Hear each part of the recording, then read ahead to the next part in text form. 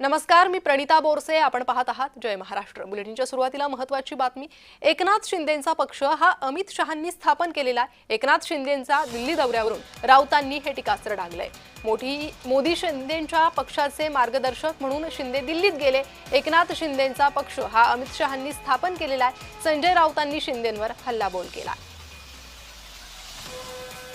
मुख्यमंत्री शिंदे असतील किंवा अजित पवार गटाचे नेते असतील,